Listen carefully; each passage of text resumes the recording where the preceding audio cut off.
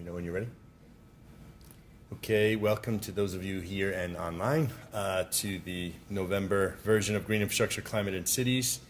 For those of you joining us for the first time, we have a series of speakers every month talking about climate change, cities, and the approaches that are being taken for adapting to those challenges. So the presentations are recorded and they're also broadcast in real time on our Zoom link, on the Drexel YouTube page. So we shifted some of the in-person attendance maybe lighter today because we're usually the first Wednesday of every month. This week we had a conflict in the room last week, so we shifted this to today. These are the remaining series in the November, in the next year. So you can see next month we'll be talking about economic valuation, climate change consortia, etc. Today's topic is about contrasting city approaches to climate resilience. And we have two speakers, one in person and one joining through a Zoom link. The first speaker is Bill Kenworthey, who's a principal at HOK, which is an international architecture, urban design planning firm. He's based in New York City and is the regional leader of planning. So we'll have his presentation. Then if there are specific questions of Bill, we will ask those, and then we'll go into Professor Marcelo de Andrade Roméro, who is actually from the University of Sao Paulo, but is, I believe, on a Fulbright at the Science and Resilience Institute at Jamaica Bay in New York, and he'll be talking about contrasting approaches to resilience being taken in Sao Paulo with the approach taken in New York. So with that, I think we'll move into the presentation phase and call up Bill, and I'll shift over to your presentation.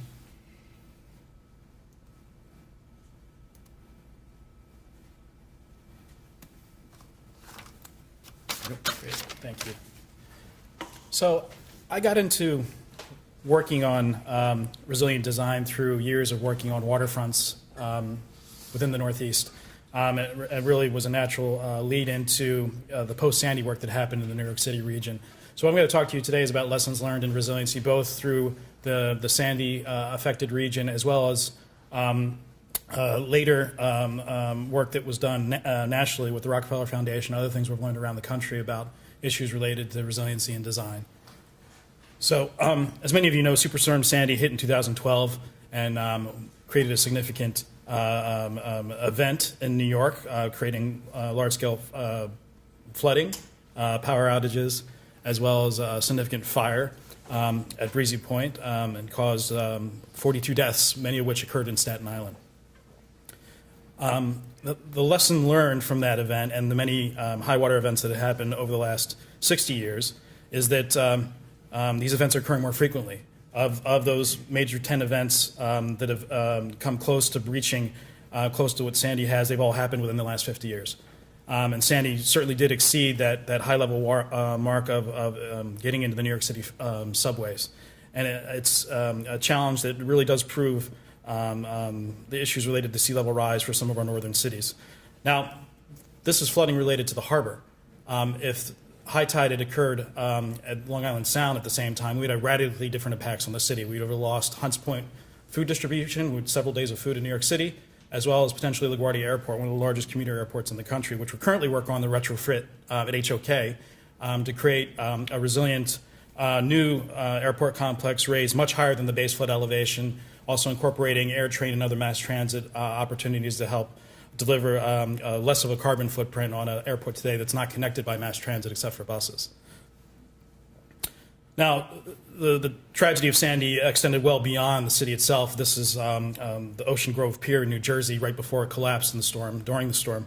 The understanding of how these more powerful storms are starting to affect us, as well as taking on the projections of what sea level rise will do to the Northeast, is an important part of the story and what we need to begin to think about going forward. Many of us have seen maps like this before. It looks at both the historic data for sea level rise and what we think the future is going to be. Up until recently, New York had been planning for what is, a 2.5 foot above the existing base flood elevations for projections for what sea level rise could turn into over the next 40 or 50 years. They've now started talking about potentially a 6 foot projection by 2100.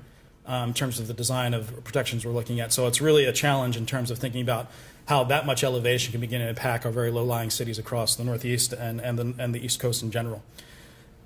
And it's not just a challenge for the Northeast, looking at the projections for how the coastal megaregions around the country will grow, especially when you look at Florida, now the third largest state in the union, and how people are moving towards the coast, and understanding how both cities will have to contend with this issue of sea level rise, as well as the growth of populations that are occurring as their urban areas increase. And we know the story of Miami and Miami Beach. I think the very low-lying properties, and even with a 5-foot sea level rise, we look at significant impacts to Miami Beach along that barrier island, significant impacts within the city, and as we get further increases, obviously much more significant impacts within Miami that have to be contended with. Now, HOK has designed structures to be able to withstand these things. This is the Dahle Museum in St. Petersburg, Florida.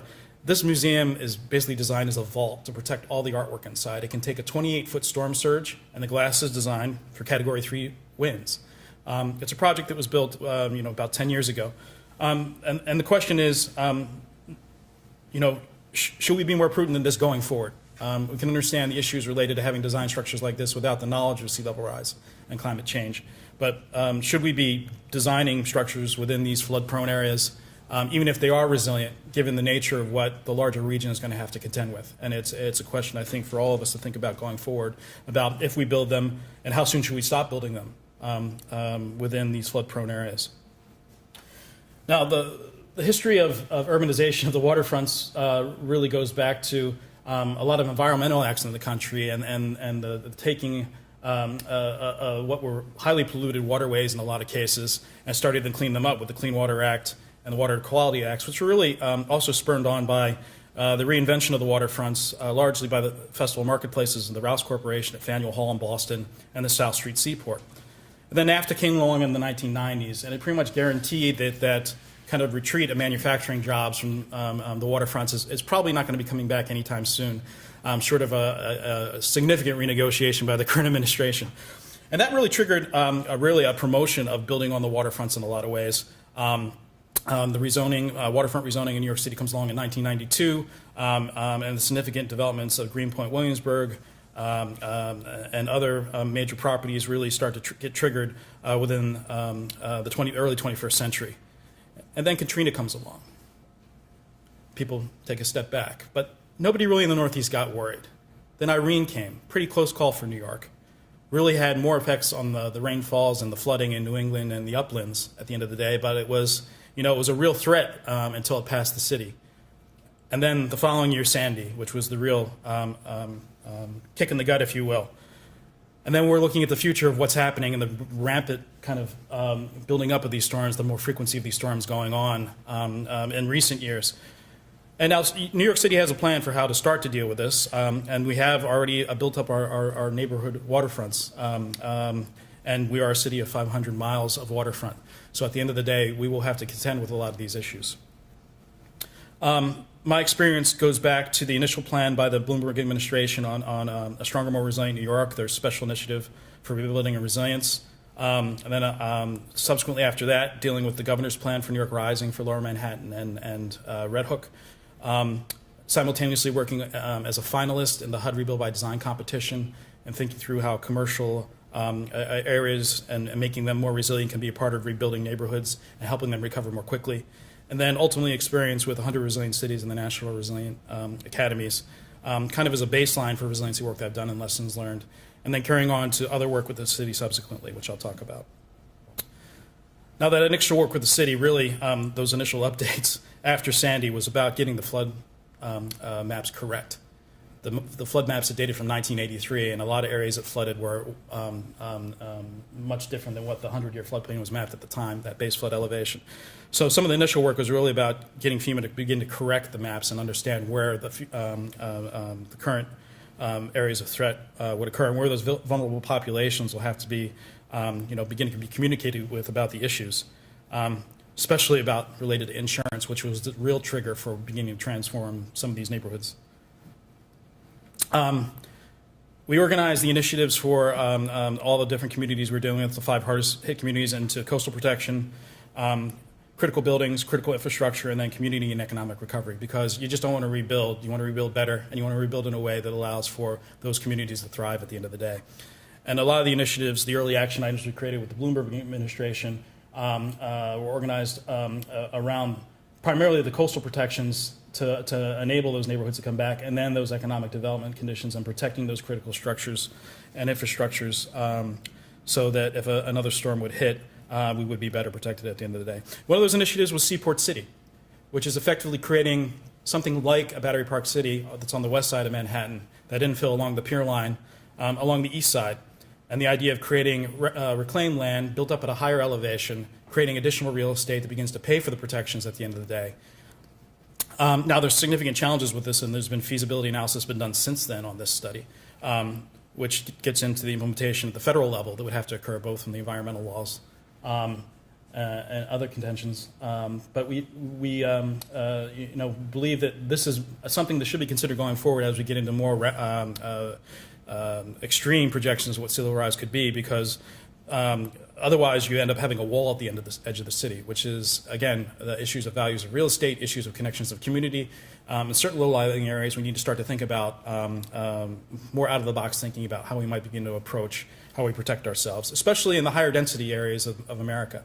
There's going to be certain solutions that apply to lower-lying areas that are lower density, and then obviously when the value is there and a cost-benefit analysis can be proven, we need to start talking about what more robust solutions there might be.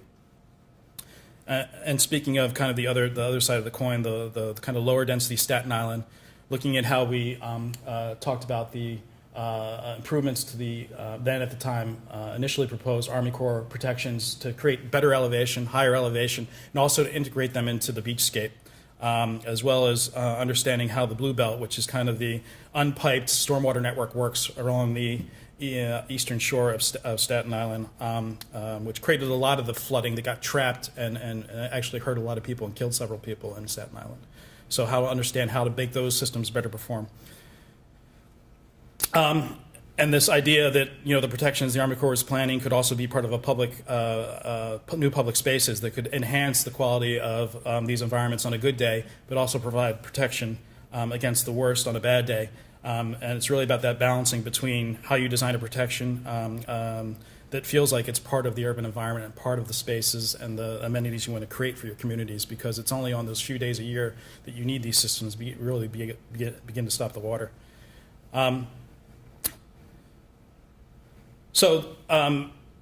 Subsequent after working on the Bloomberg administration's plan to put those plans out for those 5 hardest hit communities, as well as the systematic approach to many of the different systems throughout New York City, we began working on New York Rising, focusing on the Red Hook community in Brooklyn, which is a much different type of plan than what was the kind of the mayor's special initiative in New York in terms of kind of a community consensus and these community commissions that came together to kind of advocate what each individual neighborhood would want to see, and really getting out, not just within closed doors and rooms with select community members, but getting out in the public and having an open conversation about what was right for the neighborhoods.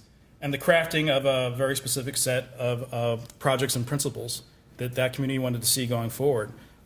Ranging from the ambitious to be, more carbon neutral, to just the more day-to-day about making sure we're enhancing public waterfront access, maintaining that maritime capacity and character of the community that they have, and then making sure that the budgets are set for designing protective infrastructure for the community, and addressing both employment needs for the vulnerable populations, make sure that there's a balance in terms of how employment is distributed amongst everybody, more social justice types of issues, as well as the policy issues related to addressing flood insurance, which was one of the big drivers that was affecting folks at the time post-Sandy about rebuilding and how they would be able to recreate their neighborhoods. Again, this wasn't just a New York City story. The amount of commercial impact within the floodplains across New Jersey and New York is significant. We're looking at hundreds of millions of square feet across the region, thousands of businesses, billions of dollars worth of annual sales.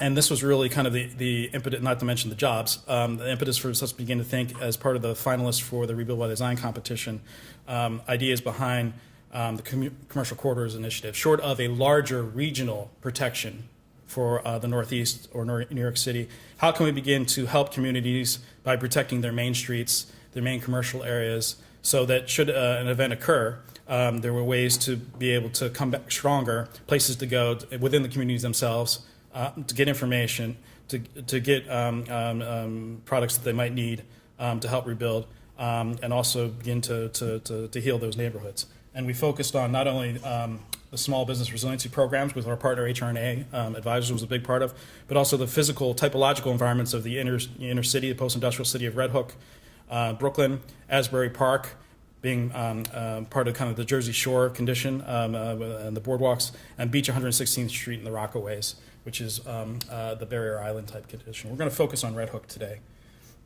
Red Hook is located on the New York Harbor, just across from Governor's Island.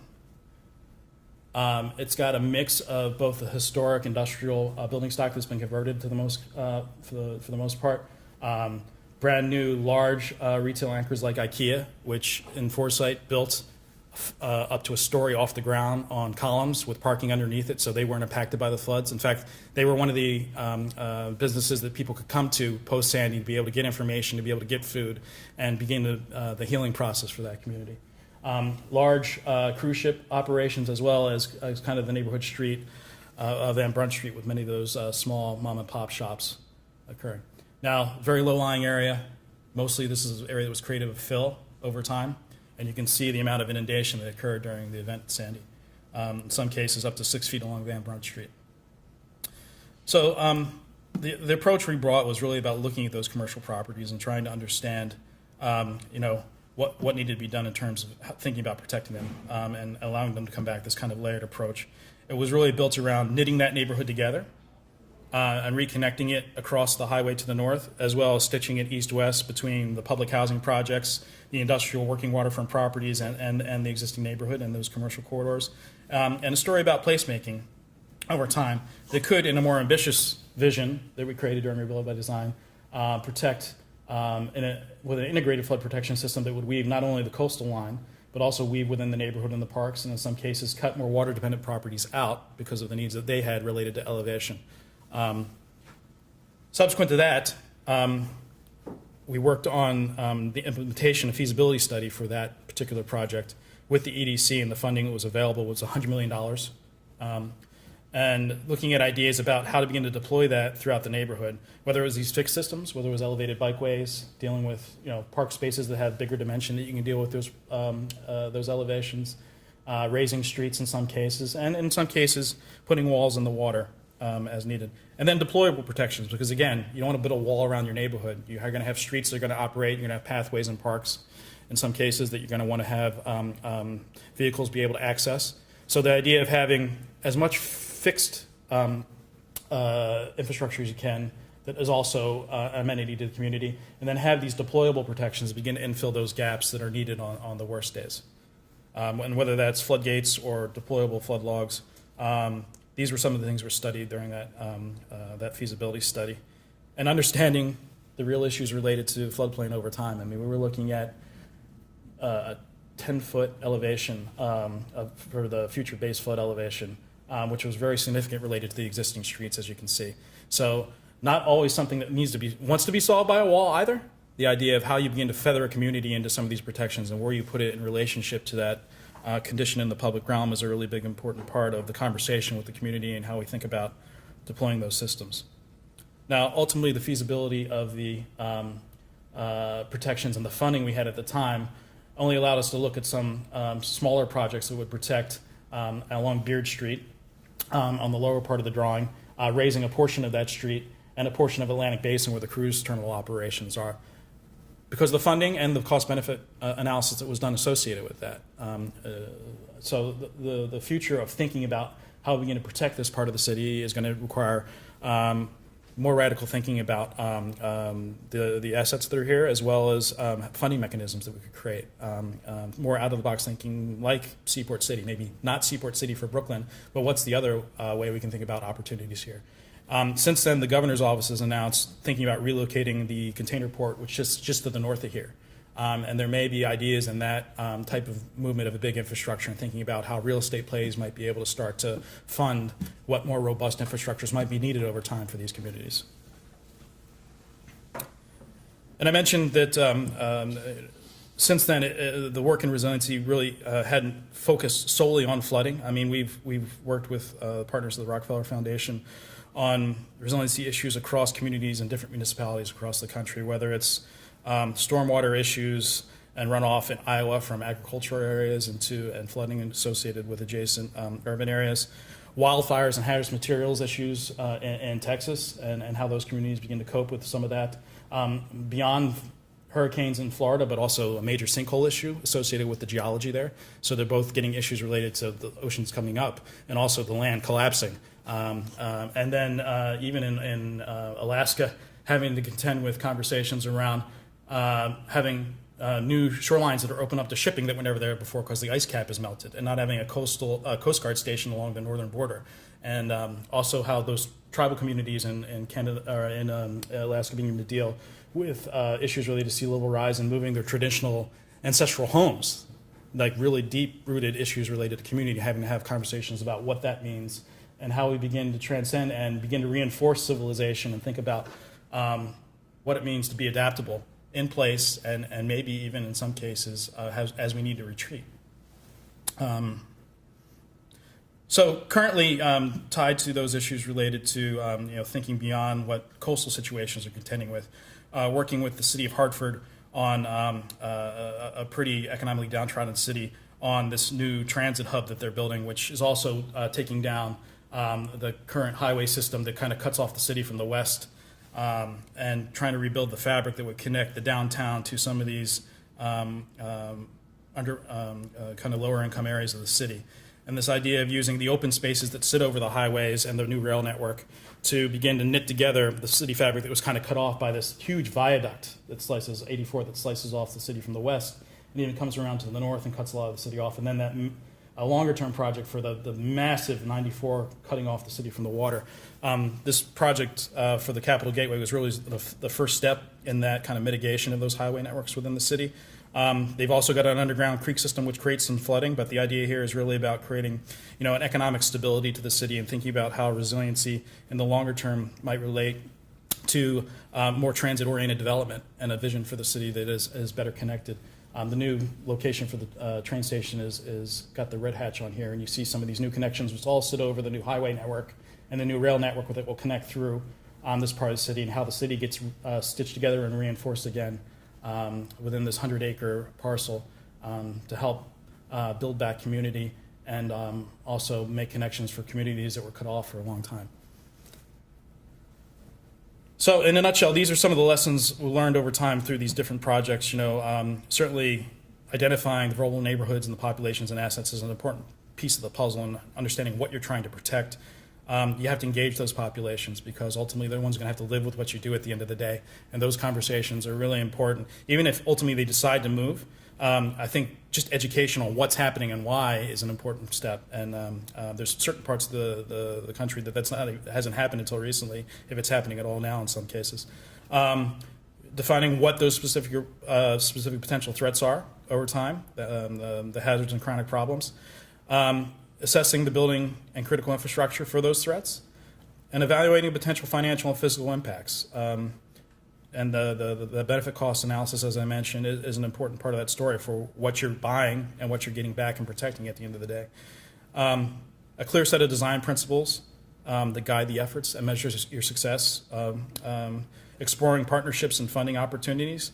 And a lot of these resiliency projects, although I probably didn't mention it in the talk, do deal with kind of multi-layered partnerships and the ability to get different funding partners to be able to help leverage assets, because there's a lot of alignment between the private and the public marketplace, institutions, and the opportunities that are out there. And it's a lot of money to have to spend, so being able to work together is really an important part of having to implement these projects. When necessary, reviewing and amending the existing regulatory constraints, a la what I mentioned at Seaport City. And always trying to prepare a multi-layered approach. We can't just depend on one wall. We have to depend on multi-layers of protection, ultimately at all scales of development, to begin to think about how resiliency works, because as we learned in New Orleans, that one layer of protection failed. Now they're focusing a lot of their energy into stormwater and their open space systems, and those are really important lessons to learn of how we think about our cities going forward. You have to articulate a unique and memorable vision no matter what you do, because that's what gets people excited about what you're trying to create, and then you have to find a way to implement it and find a way to get it done in a way that makes sense from a phasing and a funding standpoint. So those are my lessons learned to date.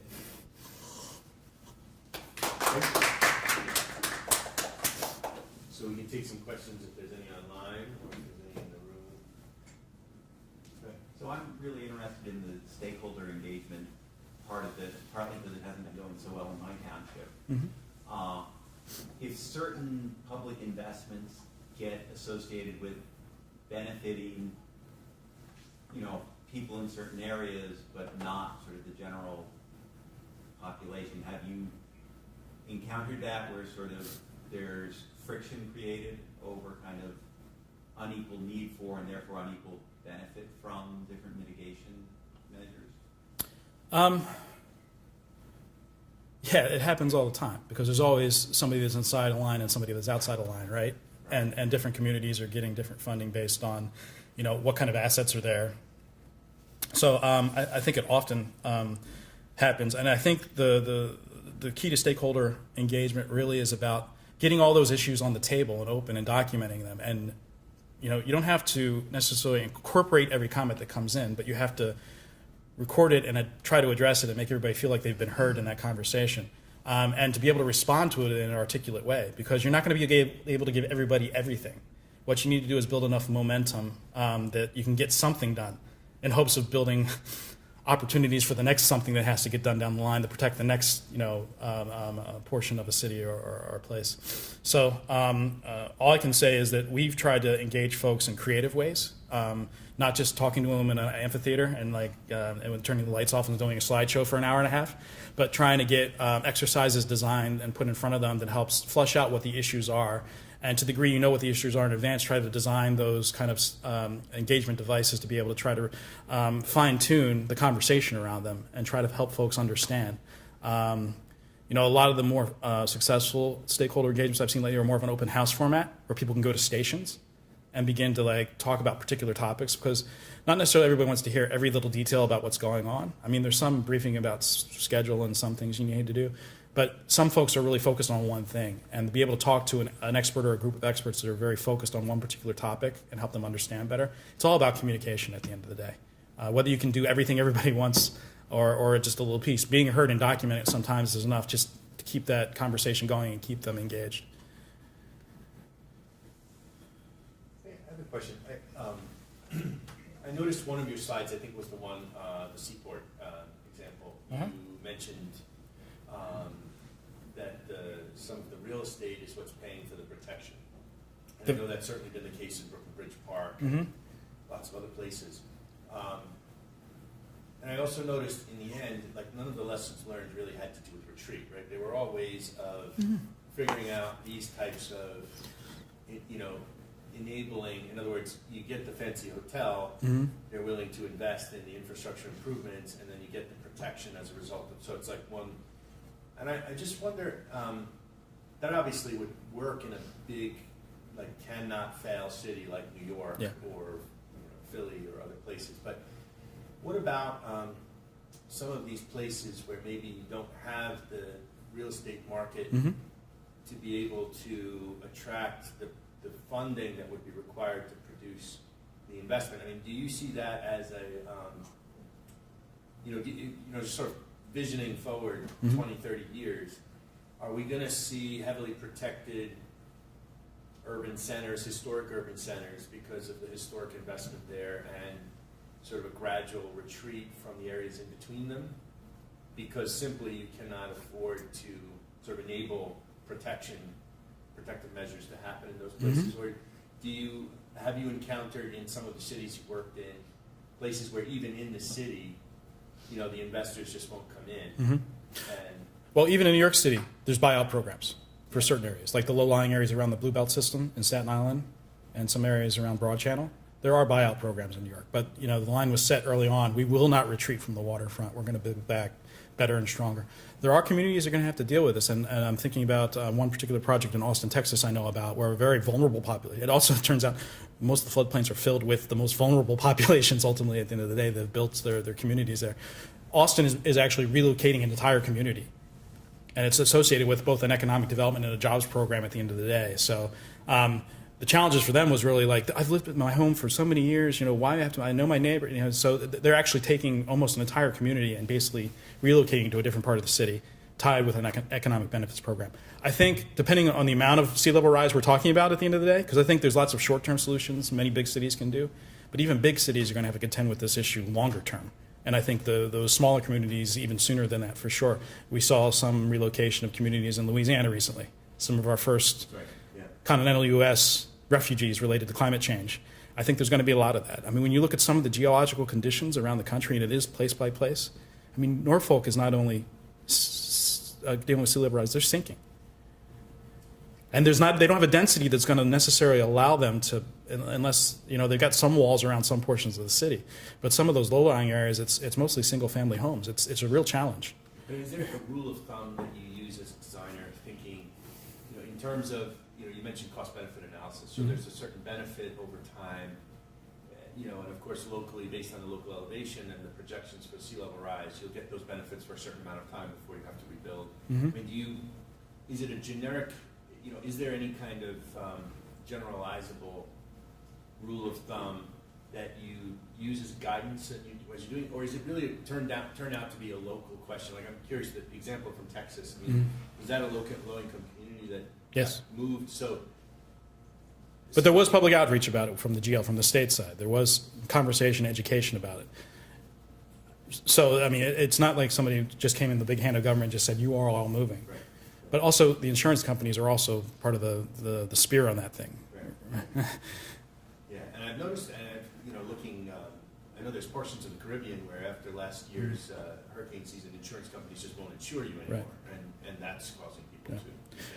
Every master plan I do involves an economic consultant, and we work in an iterative approach. And every master plan I do is tailored to the community I'm working within. So it's hard for me to have like a blanket, like this is a litmus test for what you need to do and not do, because it is community by community. But it's hard for me to see some of these very low-lying communities. One, we shouldn't be building in floodplains anymore. That's for sure, and we should be understanding, what the impacts are related to having to relocate some of our assets when it's not the financial center in Lower Manhattan. What are those conversations you need to have as a community about dealing with those issues? And it's not going to be just flooding necessarily. I mean, we'll have issues related to drought, heat wave. I mean, there's some very geographic issues that are going to make some parts of the country almost unlivable in a lot of cases. But I mean, the whole Build Back Better argument is about, we will continue to live in the floodplain because we're there already, and we're going to just figure out a way that it can flood in the floodplain and we can still be there. And that, that just strikes me as a position that we have available to us because of other things that have to do with the city and Absolutely. the desires of the city. And then in places where you don't have those other things going on, then retreat essentially we give up to the floodplain, right? And we retreat. Right. So that's why I find it interesting sort of thinking forward about places where investors and people elect to protect. Those places will have adaptation strategies that involve living, sort of coexisting with floods. Whereas other places, it seems like we're going to, and I just wonder, like, it's kind of interesting to me from an urban density perspective, because it almost suggests that you'll get sort of like more density in certain places, and then you'll have these places that really don't have the density to have the investment, to have the protection now, will actually, it's like a tipping point that will go the other way, and then they'll gradually move out of there. You'll have a regional dense nodes developing, which I'm just curious if that's sort of emerging in your thoughts. But I think there's been a lot of conversation, even in Manhattan, about the future of the city may only be big walls around the hospitals and Lower Manhattan, and that's all that can be afforded to be done. And we still have hundreds of miles of coastline that are going to be exposed, unfortunately. I mean, this is, and then again, what are we talking in terms of timeline too? I mean, are we talking about the next 50 years, the next 100 years? There's hundreds of feet of sea level rise through our geologic time, right? So what are we really contending with? I mean, we hear the stories of the lost city of Atlantis. I mean, I don't want to be that kind of pessimistic about the situation we're in, but I think we have to start to think regionally for sure, and that we have to make smart decisions at the planning level for all our communities. And I think that it requires smart people thinking about what the real threats are ultimately, and making sure we're making the right investments down the road. Unfortunately, if I had all the answers, I'd Thank you. Are there any questions online? Okay, so maybe we'll transition to the next speaker. Great. And then have some additional conversation afterwards. Great. Thank you.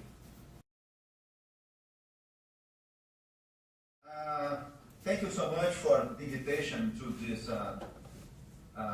brief presentation about the city of São Paulo and the problems that we are facing in our country. I am architect in urban planning and professor of the University of São Paulo, and now I am working on Science and Resilience Institute at Jamaica Bay in Brooklyn College, invited by Fulbright program.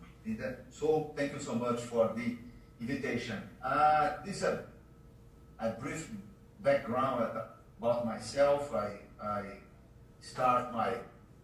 I did my master's degree in post-occupancy evaluation, then a PhD in energy conservation, and a postdoc crossing energy conservation with post-occupancy evaluation. But the turning point of my career was in 1995 when I started coordination graduation course about environmental management in the city of São Paulo. It was very nice, a very nice opportunity for me, because in that time I had opportunity to write with other colleagues 4 books. These 4 books about environmental management in the city of São Paulo.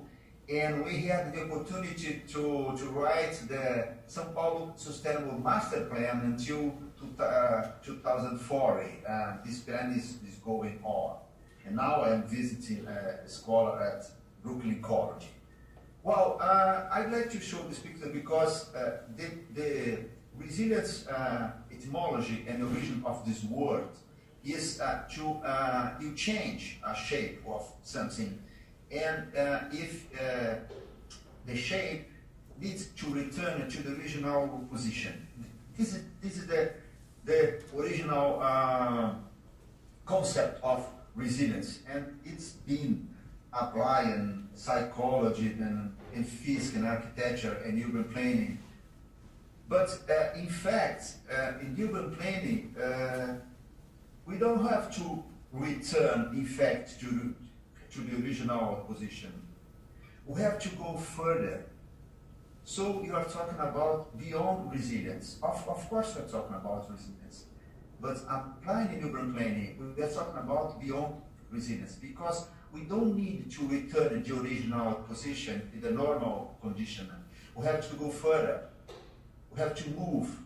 Actually, we are talking about resilience is spiral, and we go in after each stress condition, we become the city better and better in terms of housing, in terms of flooding, energy, water, sewage, and training people, and other issues. We have to become better and better and better. Yes, this is the resilience concept applied to architecture and urban planning. I did a small research on site on 100 Resilient Cities website. They have there 45 reports about all continents and many cities, as you can see here: John, Greece, Mexico, Australia, Colombia, Brazil, United States, Argentina, Indonesia, India, and Denmark, New Zealand, Palestine, France. And I analyzed these 45 reports. Analyze what kind of strategies each city is proposing for resilience. And I did this chart about these strategies, and I realized that prepare the population and education was the most strategy pointing in all 45 reports. Actually, almost 35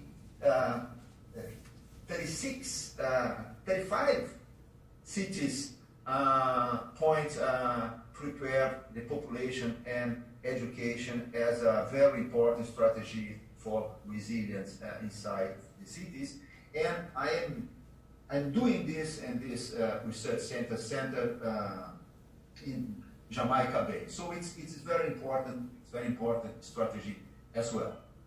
Okay, now an urban overview about São Paulo. São Paulo was founded in 1554 by Jesuit priests, and they created a school and a church to prepare Indians, to teach Christians for the Indians, and the city was growing since then. And this is a picture of 19th century, the beginning of 19th century. This is the same address now at 2018. You can see the difference of the picture. This is also in the 16th century, and today this is a river inside the city of São Paulo in the 19th century.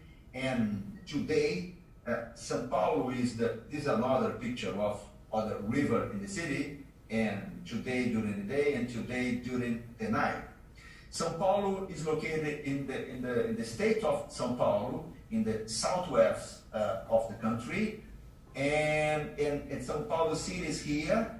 This is the city of São Paulo, and this is the red is the metropolitan region of São Paulo. The city of São Paulo is the richest city in the whole country. This metropolitan region is the richest and largest metropolitan region in the whole country. So in this region, and this metropolitan region lives at 10% of the total Brazil population. It means in 0.01% of the Brazil surface live 10% of Brazil population. It is a so dense city, much more than New York City, as I show you later. We have 39 counties in the metropolitan region. It's 39 cities. It's like a big megalopoly with more than 21 million people living together. And this is the city of São Paulo. And the city of São Paulo was divided in 32 small cities, 32 city halls. I mean, in English, 32 boroughs. And each borough has a mayor, a deputy mayor, a city mayor. So we have a different organogram and strategy in terms of government in São Paulo than in New York City. This is some data about São Paulo. And the problem in São Paulo is that São Paulo is becoming largest and largest and largest. We are growing 1.0% each year, much more than New York. New York City is growing 0.66. It's not good for us. It's not good for anybody, but we are growing. We are still growing. And we are the largest city in American continent, not in terms of footprint, but in terms of population, and the population is growing. Here you can see the footprint of some cities in the whole world. New York City is here. They occupy the eighth position, and São Paulo 12th position in the whole world. And São Paulo grew a lot since the beginning, as you can see here. But there was a great growth between the decades, the 30 to the 60, because São Paulo received a lot of immigrants from Spain, Italy, and Greek, like New York. Also, we receive from Japan and Portugal, but we receive, and this time we receive more from Spain, Italy, and Greek. That's the reason, because São Paulo had a great growth between the 30s and the 60s, and São Paulo is still growing until today. This is the São Paulo footprint, where we are 50 miles land and 30 miles width, so it's a big footprint, very close to the sea level. But São Paulo in a plateau, 7 meters high from the sea level, and in terms of miles, 475 miles from the sea level. It is a plateau very close to the sea level, but in a different level. This is the footprint of São Paulo during the night. It's very similar during the day. And we had in the past this green area in the east coast of Brazil was rainforest, Atlantic rainforest, but it was destroyed during these 5 centuries. And in São Paulo now we have only a few parts of this original green cover, called Atlantic rainforest. We have only a few parts of this. We are trying to protect these green areas, but it's so difficult to protect these areas from the poor people. They try to invade these areas and to build low-cost housings. We have not enough people to take care, to avoid the situation. And so what's happened is we have poor house very close to our reservoirs. It is a danger situation, but it's happening today. It's not easy task to completely avoid the situation. The city hall was trying to renovate this area. The idea is not to remove the population and put in green areas again, because it's quite impossible. The idea of the city hall today, I'm not sure if I agree fully, but they are trying to renovate this area. For instance, this is an original area before the city hall intervention, and this is the same area after the city hall intervention. They are keeping the streets, they are keeping the house, they are renovating the house, they are creating new streets, and they are creating recreation area, parks area, and this. Okay, the image is very good, but we have a lot of area to renovate with this strategy. It's a very, very big challenge for the São Paulo City Hall, because these people are living very close to our water reservoir. Okay, a mobility overview. What's going on in São Paulo today? We have comparing São Paulo with New York in the city, almost 9 million cars, 14,000 buses, and 64 subway stations, and 46 train stations. New York has less cars than São Paulo, less buses. You have more subway stations, so you have more people using subway stations than us, a little bit more than us and São Paulo. This is our data.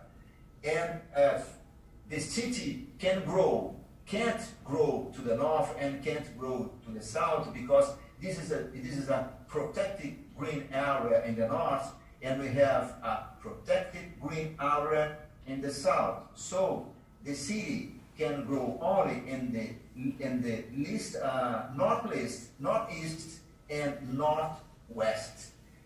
And there is a pendulum movement from the east to the São Paulo downtown area, and from the west to the São Paulo downtown area. Every day, the people can leave. The people who works in the São Paulo downtown area or cross to São Paulo downtown area, they have to take a bus or take a train or take a tram from east and west to São Paulo downtown. So this is This is the most important mobility area or line in São Paulo City today. As you can see in this picture, the strong red lines, it means strong movement every day. Every day is a pendular movement every day. And unfortunately, the people used to spend almost 2 hours going back from their houses to the job in the São Paulo downtown area. Everybody spend this time. So what the people are trying to do, the people are trying to live close to their jobs in order to save more time, but it's not easy in many cases, because if you don't have enough money to live close to your job, you have to live outside the city, so you for sure will spend almost 2 hours going back every day. This happened with a very significant part of the population. And the city, and we receive water from 8 systems around the São Paulo metropolitan region, but we had a very strong dry season in 2014 and 2015, a very strong dry season. We had to reduce the water consumption in the city, and we had to use the water from the dead volume of our big reservoirs. This is the minimum level of pumping water, and we have two more levels down this minimum level.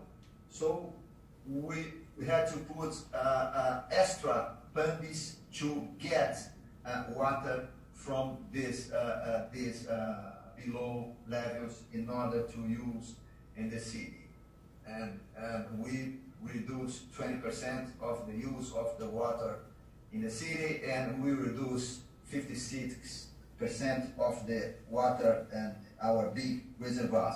The population saved water a lot during the day and off time in the industry and as well.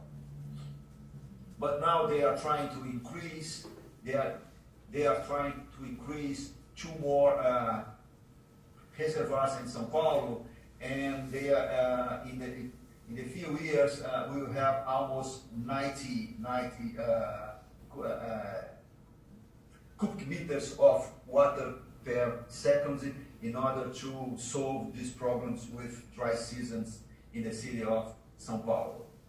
Well, flooding, we have flooding because if it rains more than we can deal. We have this kind of situation. We had this situation in April this year, and in São Paulo, it's happened. It's not every day, not every year, but it's happened. And what is the strategy used by City Hall? They are constructing big rainy reservoirs in the city, around the city, some open, some closed. This is an example of open big water reservoir. This is another example. So the big water reservoir will receive rainwater during the rain, and then slowly they put this water out slowly after the rain, of course. And this is our government inauguration, one of them big reservoirs, and this is another open reservoirs, and this is an example of a closed reservoir. This is the construction, and after the construction of the reservoirs. Yeah, and the state of São Paulo, they are planning to build more 106 big water reservoirs like this. But one professor of my school did the research. analyze other strategies. For instance, if you increase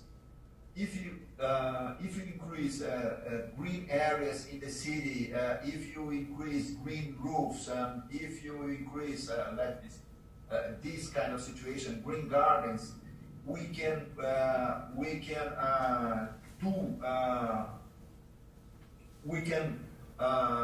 do another strategy and cheaper than the government strategy. For instance, he calculates this.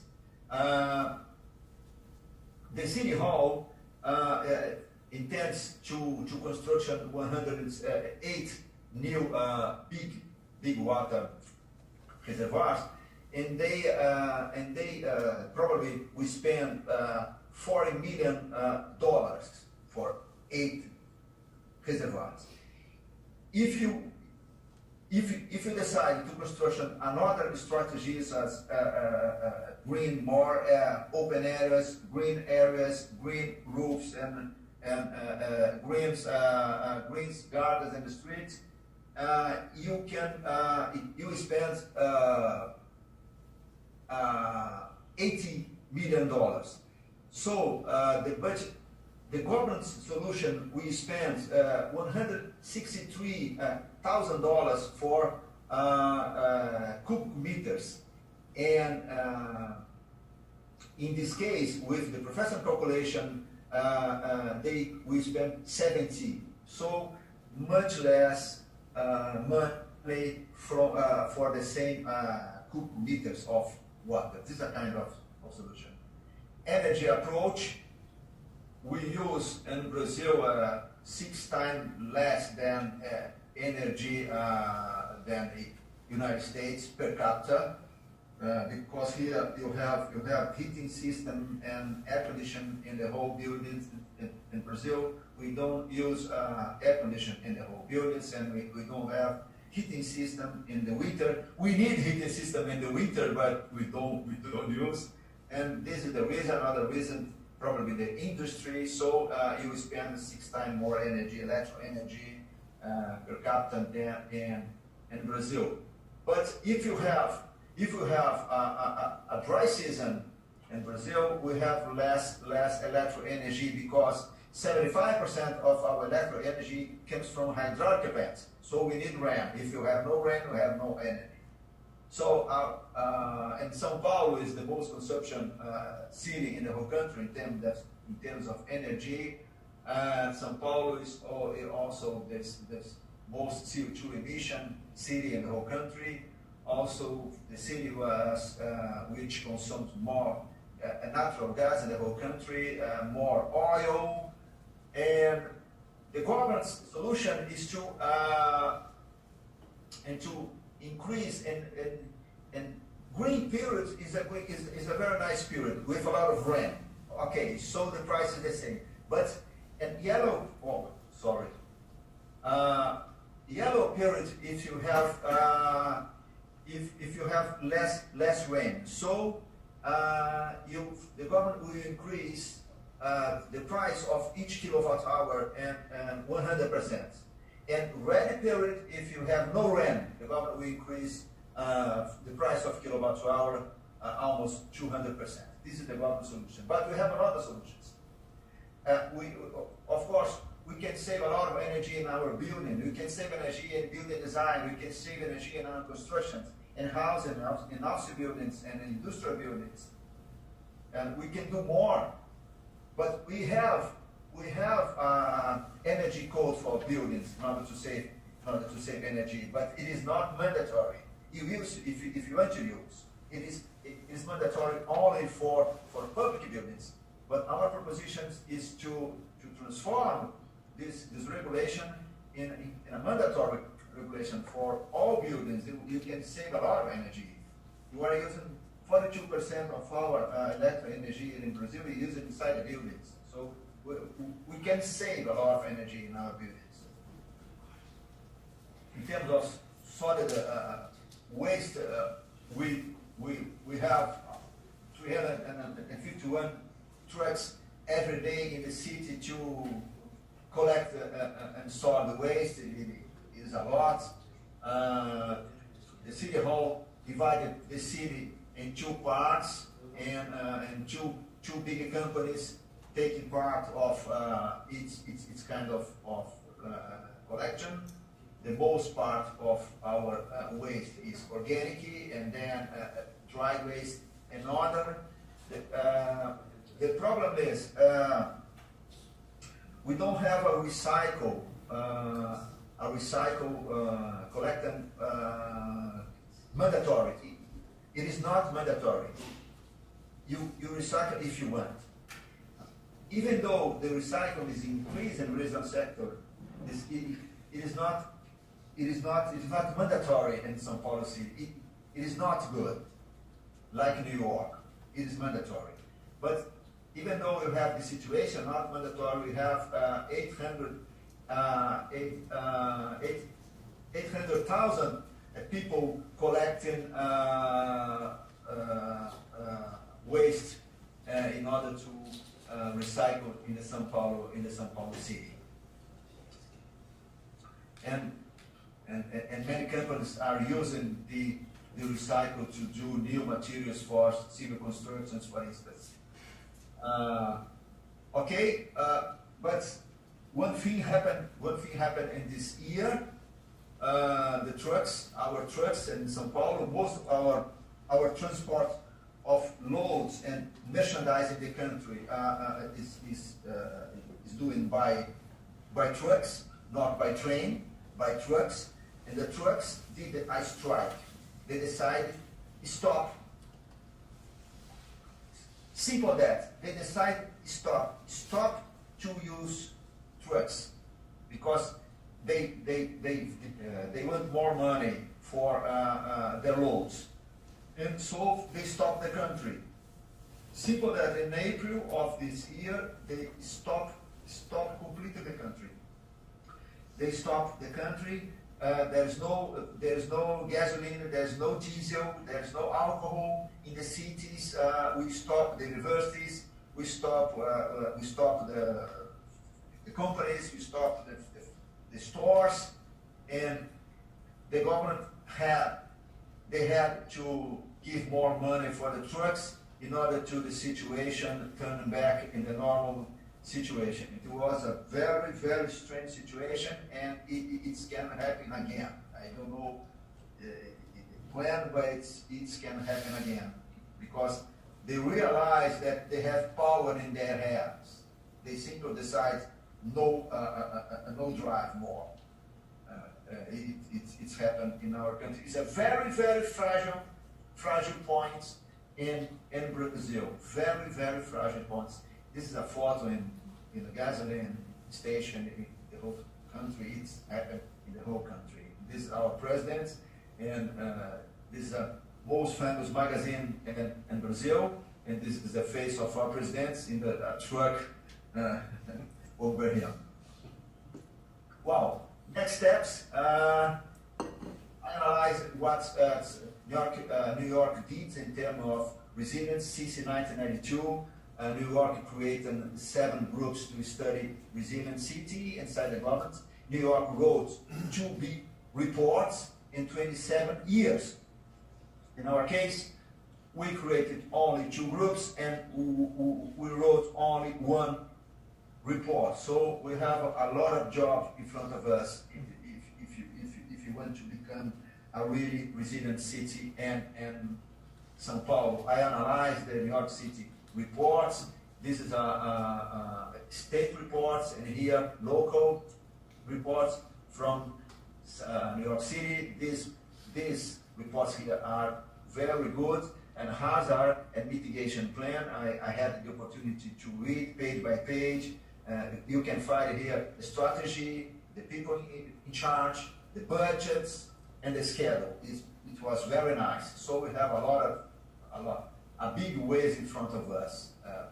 Our challenge is because we have 32 small city halls inside the city, and we are doing now this way, separated, and we have to work together in our hazard and mitigation plan. We have to work together, otherwise it is impossible to do something like that in our city. And only to finalize, if you do something like that in São Paulo, of course, other thousands of cities in the whole country will do the same, and even other cities in South America will do the same, because any action proposed by São Paulo is multiplied in Brazil as in multiplied also in South American countries and cities.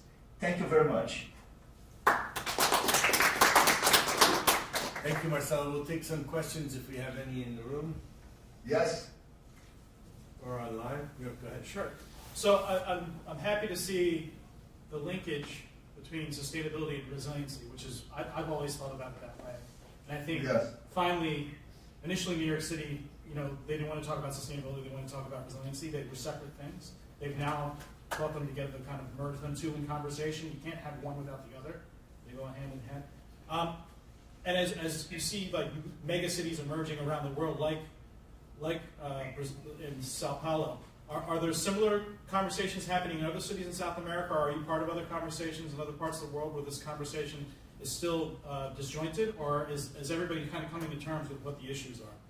No, there is, yes. The 100 resilient cities, they choose some cities in Brazil and another cities in South America in order to start the resilient process. It's happened in Rio, and Curitiba, Salvador, Porto Alegre, some cities in Colombia and Argentina. They start the process in terms of to become more resilient. But I don't know what's the reason, because São Paulo is not part of 100 resilient cities.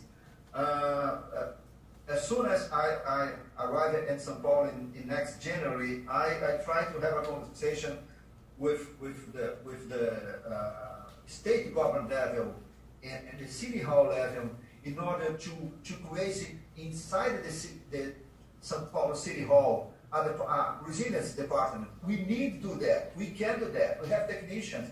We have the largest university in South America, the University of São Paulo. We have 5,000 PhDs there. So we can write a resilience plan, a hazard and mitigation plan. I think we should do that as soon as possible. Yeah. So I have a question. I mean, on the one hand, you gave some really interesting statistics about what I would call resilience already at work. Like, for example, you mentioned that during the drought, the city was able to achieve a 20% reduction in water consumption. And then you mentioned that the green growth boundaries to the north and to the south effectively stopped the urban expansion in those directions. And then you mentioned these municipal studies, I guess, that showed that a decentralized approach to greening the city could be more cost effective for flood control than a centralized approach. So those all seem like good examples of resilience outcomes. But on the other hand, I'm curious about how you showed pictures of informal settlements being protected. Yeah. And you mentioned that there were a lot of these informal settlements. So I'm just wondering, connecting to the previous presentation, what's the impetus for this? Where's the money coming from to pay for these types of measures? It's not. Is it the real estate sector? I mean, you obviously have had a lot of growth. But No, it's not the real estate. The money comes from the government. Yes, but this is a very interesting question. It is possible the real estate sector have the interest in this kind of strategy. It is possible. We have very close to the University of São Paulo a big favela, like the settlement I showed before, a big favela.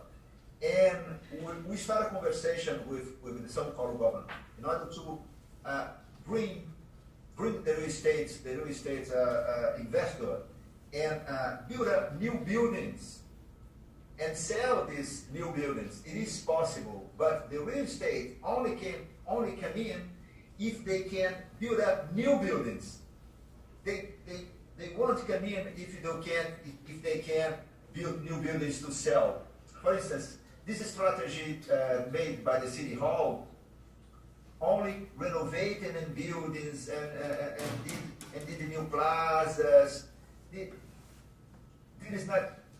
There is no interest of real estate in this kind of projects. Only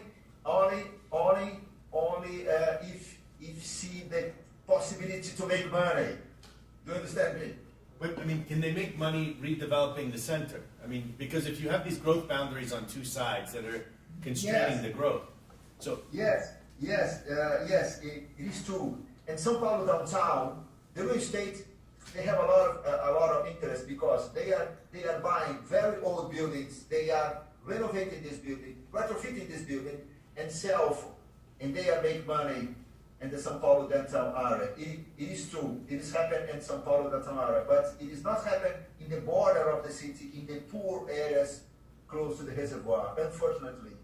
so there's no mechanism then for redistributing some of that, whatever income that the municipality makes from redevelopment, using it for that. So then I'm just very curious of where the money for those projects on the periphery comes from. It's just, you're Yeah. saying government just, is this, the previous question, is this, where sustainability is being merged with resilience and there's just money that the government is pouring towards doing this? Or I don't, it's very interesting to me that this is happening without any Yeah. sort of economic driver behind it. I see. In this part of the city, we have very poor settlements. The money comes only from the municipality and the state government. It's too difficult to convince the private sector to put money in these places. Do you have any other questions? Are there any questions online? No.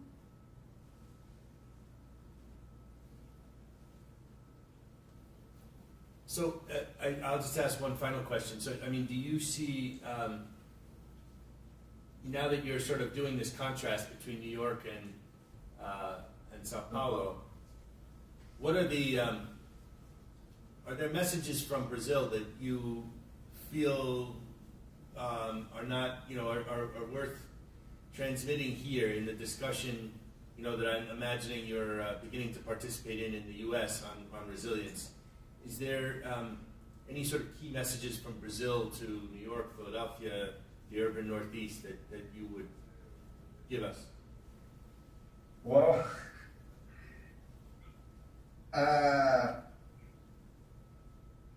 It's a difficult question, but I just, yes, I know. on the one hand, your presentation showed that the scale of the problems in Sao Paulo are so much bigger. But on the other hand, I mean, I'm struck by these, this growth boundary worked very well. I mean, it seems that almost if you put growth boundaries on the other sides, you could, this centuries of expansion could be slowed down to the point where the inside of the city is then renewed. It just seems like there's some interesting lessons here. Professor, I think the most important thing that I understand here in my short time in New York and the United States, the first one is that you have to have a plan. You have to have a plan, a right plan. You have to have a plan with the people in charge for each action, with budget, with the origin of the budget, with schedule. We have to do that. And the city of New York did that. You have a plan. This is the first challenge. It's happened here. It doesn't happen in São Paulo until today. I hopefully it happens now. It happens in São Paulo. But it doesn't happen. But you have a plan. First, this is the first big challenge. And New York City did this home lesson. But I think the second one is to put this plan going on. It needs a lot of money. In the case of New York City, I saw many strategies, but I'm not sure if the city will receive these funds from the federal government, from the state government, from the municipality. I think that the second chance is to try to keep money, because it's not a few money, it's a lot of money, it's millions and millions dollars for São Paulo and for New York as well. I think this for me is the second big challenge. Thank you. You're welcome. Thank you. Any other final questions? Okay, well, thank you, Marcelo, very much for your Thank you so talk. much. Thanks so much. Thank Okay. you. Bye bye. Bye-bye.